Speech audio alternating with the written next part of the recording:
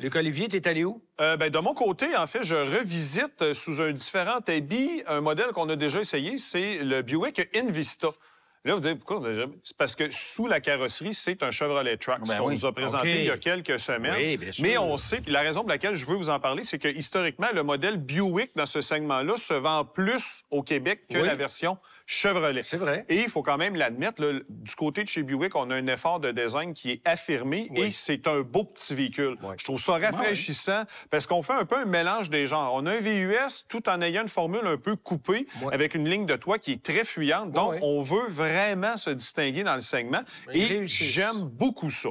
C'est quand tu prends le volant que là, tu te dis, il y a la sauce Chevrolet puis il y a la sauce Buick et là, tu le ressens. Quand tu ouvres la porte, tu fais comme crème, c'est mignon.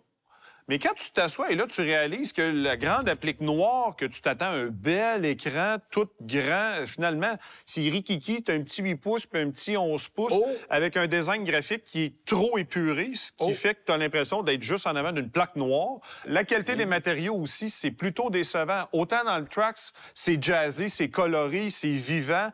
Là, c'est quasiment déprimant au niveau de la présentation. J'avais la version ST, fait que là, on s'excite avec une espèce d'applique en aluminium vraiment pas convaincante, une surpiqûre bleue.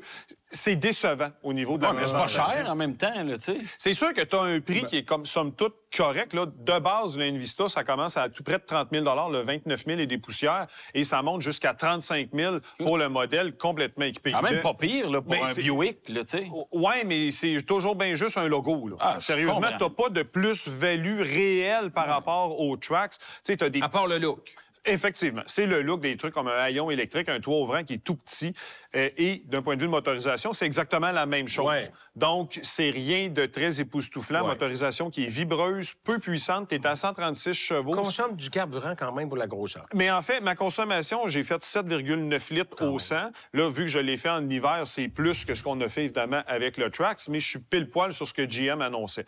Donc, c'est un peu décevant. En fait, on le recommande dans l'optique qu'il y a une formule esthétique et de configuration qui est vraiment unique. C'est un peu la même approche qu'avec le Trax, mais il y a mieux. Un CX-30 va clairement mieux vous servir que ça. Pour pas bien plus cher ou à peu près le même prix. Exactement.